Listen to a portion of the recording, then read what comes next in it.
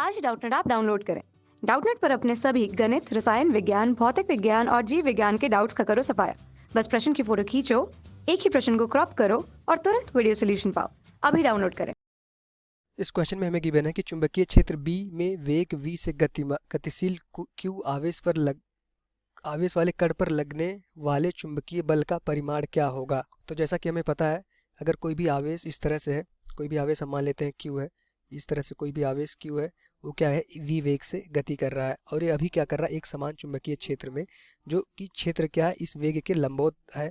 इस वेग जो हमारा ये वेग है, जो चार्ज का वेग है या आवेश का, अभी क्या कर रहा है, एक समान चुंबकीय क्षेत्र में और उसके लंबवत चुंबकीय क्षेत्र में घुस रहा है। मतलब कि एक समान चुंबकीय क्षेत्र हमारा है और ये हमारा चार्ज पार्टिकल क्या है, इस चुंबकीय क्षेत्र के लंबवत इस चुंबकीय क्षेत्र में गति करने जा रहा है।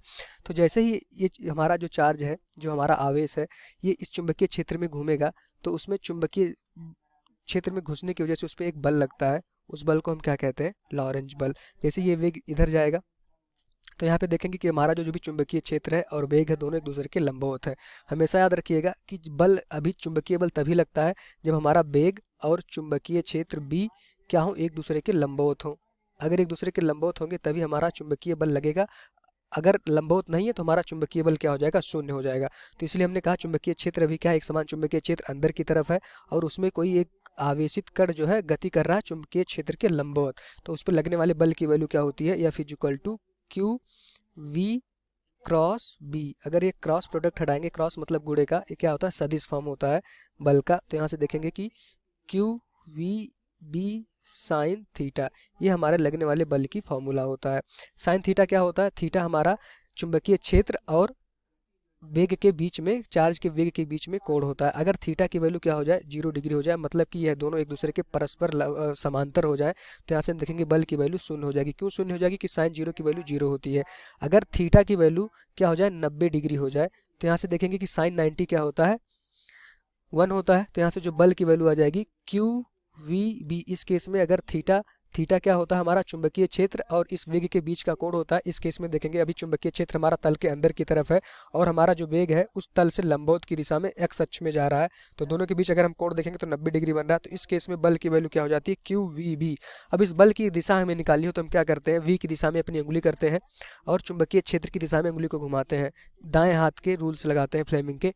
वी की दिशा में अपनी उंगली करेंगे, चुंबकीय क्षेत्र की दिशा में घुमाएंगे तो अंगूठा हमारा क्या देता है, चुंबकीय बल देता है। तो यहाँ से देखेंगे हमारा अंगूठा क्या होगा, चुंबकीय बल जो होगा वो ऊपर की तरफ आएगा। अब हमें पता है ये हमारा चुंबकीय बल होगा। तो कोई बल अगर वेग के लंबवत लगता है तो क्या होता है, वो एक समान वृत्तीय गति करता है। ये हमेशा पता होना चाहिए कि अगर वेग इधर है और किसी भी वस्तु का वेग इधर है इस दिशा में, उस पर बल इस दिशा में लग रहा है, उस वेग के लंबवत लग रहा है, तो क्या होगा, उसका पथ एक वृत्ताकार गति करता है। तो यहाँ से देखेंगे इसका, इस पथ की जो गति होगी क्या होगी, एक वृत्ताकार गति करेता हुआ एक कण हमारा क्या करेगा, एक समान चुंबकीय क्षेत्र में अगर उस पर बल लगेगा तो वो एक वृत्ताकार पथ पर गति करेगा। तो यहाँ से हम देखेंगे कि जो बल होगा, यहाँ इस क्वेश्चन से अगर देखेंगे तो हमारा जो बल होगा, बल और v आपस में क्या हो जाएंगे, 90 डिग्री पे होने चाहिए। यहाँ से हम देख पा रहे हैं जो बल लगेगा वो चुंबकीय बल वेग के लंबवत होना चाहिए और ये बल हमारा चुंबकीय क्षेत्र के भी लंबवत आएगा, क्योंकि अभी हम देख रहे हैं यहाँ पे बल हमारा ऊपर की तरफ है और चुंबकीय क्षेत्र अंदर की तरफ है।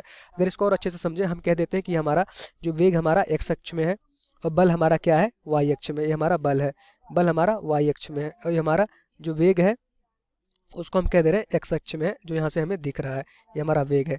और चुंबकीय क्षेत्र हमारा क्या है, इस तल के लंबवत अंदर की तरफ, मतलब कि ये z अक्ष में हमारा क्या है, चुंबकीय क्षेत्र है, ये z अक्ष में। तो यहाँ से हम देखेंगे तीनों के बीच में अगर हमसे कोई कोण पूछे, बल, चुंबकीय क्षेत्र और वेग के बीच में, तो कोण हमसे देख पा रहे हैं कि क्या है, तीनों के बीच में आपस में 90 डिग्री का कोण है।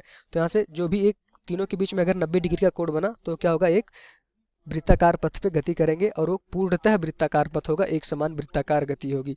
तो यहाँ से कोई भी कण अगर गतिमान होगा v वेग से, उसका चार्ज क्या है, उस पर आवेश क्या है, q है, तो उस पर चुंबकीय बल का परिमाण होता है Q V B sine theta. ये हमेशा याद रखिएगा।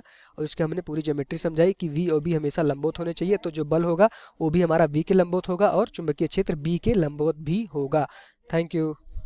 कक्षा 6वीं से 12वीं से लेकर नीट, IIT, जेईई वो एडवांस के लेवल तक 1 करोड़ से ज्यादा छात्रों का भरोसा। आज ही डाउनलोड करें डाउटनेट ऐप या व्हाट्सएप करें अपने सारे डाउट्स 8400 400 400 पर।